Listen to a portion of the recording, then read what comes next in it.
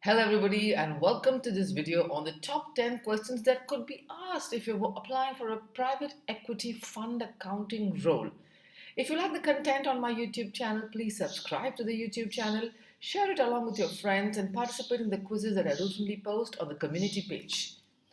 I'm your learning partner Sushila Hariharan, covering topics on fund accounting, corporate actions, trade life cycle and of course OTC derivatives.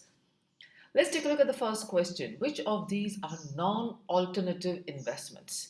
As you know, private equity comes under the gamut of pooled fund investment houses, and therefore alternative investments also are specific funds that are allowed to invest in alternate investments.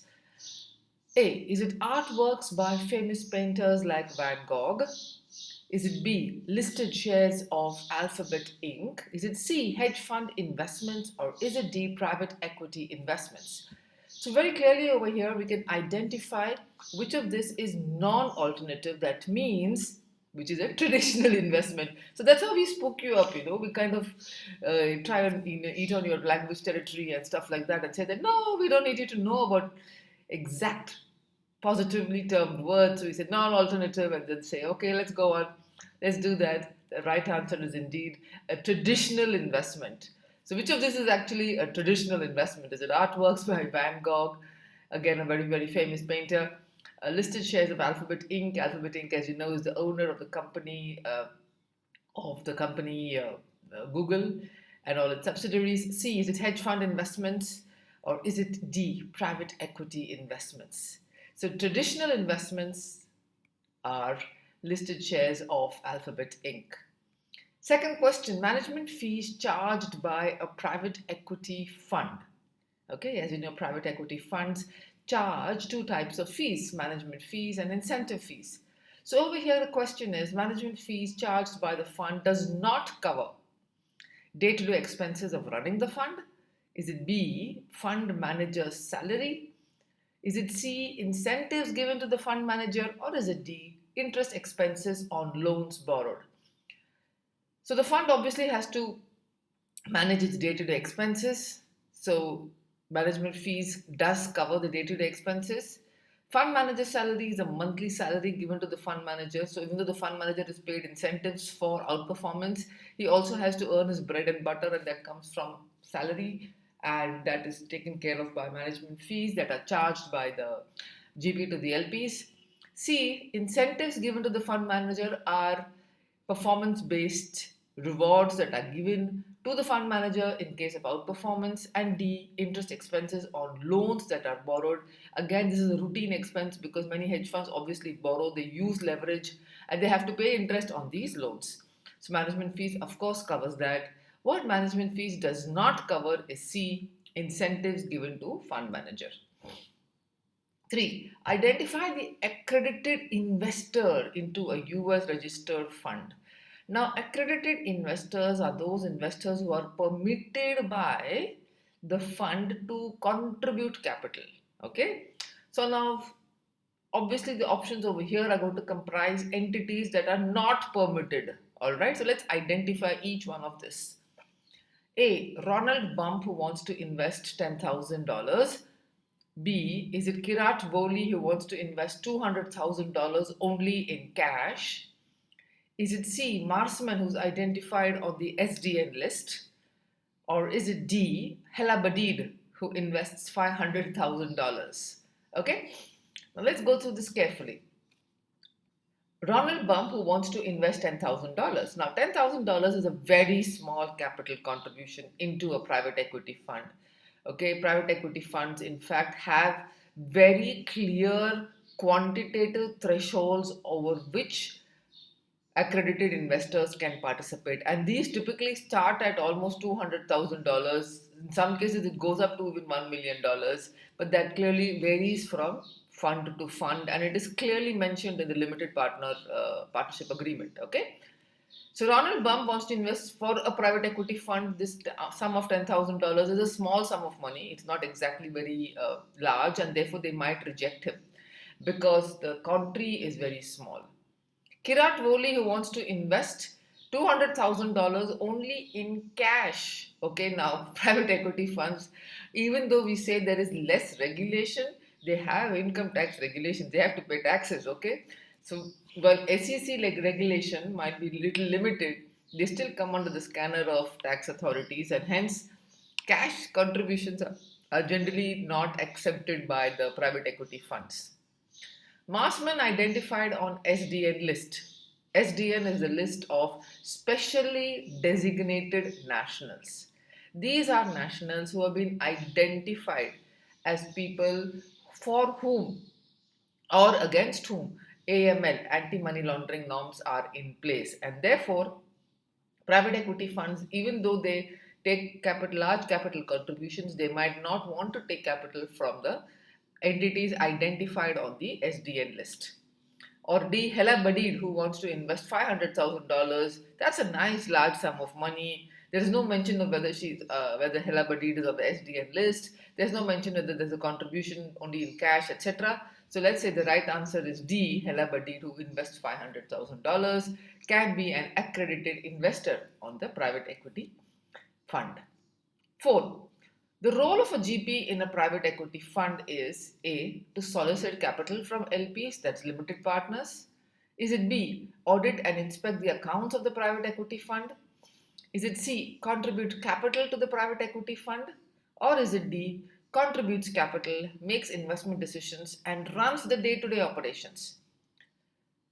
The GP has to, of course, solicit capital from the LPs. There's a part of the GP's role, and hence they are called as GP because they actually have to create that pool, right? The GP is the one who's creating the pool of funds. The pooling of funds, I mean, the LPs, whom will they pool into? What will they pool into? So, therefore, one of the tasks of a GP is indeed A, solicit capital, but is it the only task? No.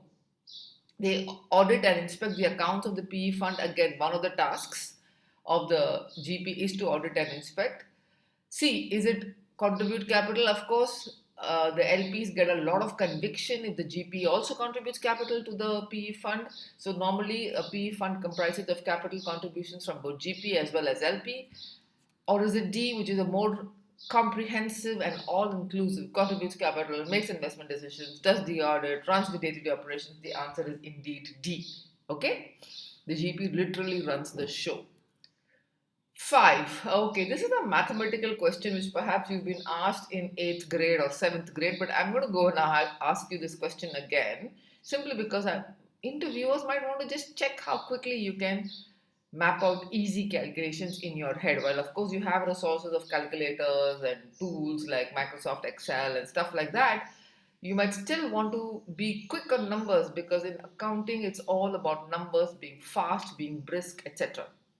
Your investment has increased by 25% and it is now worth $100. What was the initial capital? Okay, so options are A, $75, B, $90, C, $80, D, $100. So your initial contribution was X, now it is increased by 25%. So 125X percent is 100, so X is $80. That's how you work out the math for this. Sixth, generally private equity funds. Now, what are the investing strategies of private equity funds? That varies from firm to firm. Okay, that can vary from fund to fund, and it clearly depends upon the fund's directional call and what is the intent of the fund. Okay, every fund, whether it's a mutual fund, hedge fund, or a private equity fund, will have something called as an investment objective, which clearly defines the real sectors into which the private equity fund is going to be investing in, and normally they will never ever deviate from that segment. First, is it listed stocks?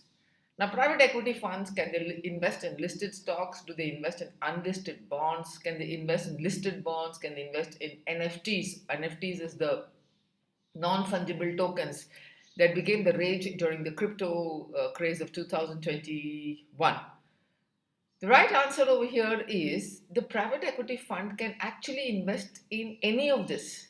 But the generally speaking, the whole idea of using the term private is that they invest in unlisted entities. Okay? Entities that are not listed on the stock markets or on the OTC bond markets. So the whole idea of using the term private as opposed to public equity is that public equity is that which is listed on the stock markets, on the stock exchanges, whereas private equity is restricted to a few investors who are institutional investors. So, given the background of what it is that private equity funds do, generally speaking, private equity funds invest in unlisted bonds. Do they invest in listed stocks? They can if their investment objective says that, okay, 2% or 3% of the fund can be invested, and so on and so forth. But generally, they would prefer to invest in something that's unlisted.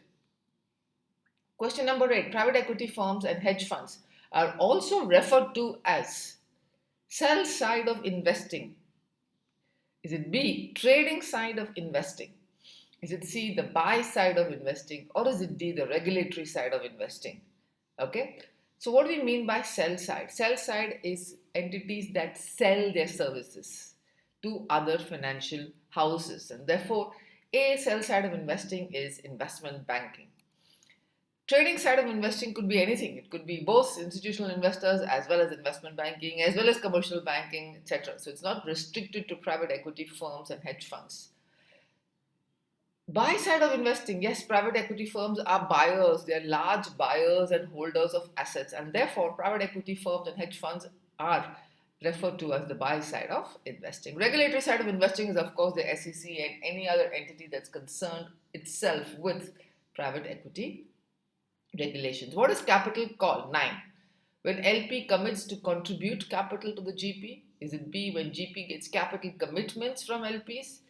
Is it C, when SEC asks LP to contribute the capital? Or is it D, when GP sends out notices for capital subscriptions? And indeed, the right answer is when GP sends out notices. He calls for the capital. And therefore, the right answer is D, when the GP sends out capital notices for capital subscriptions.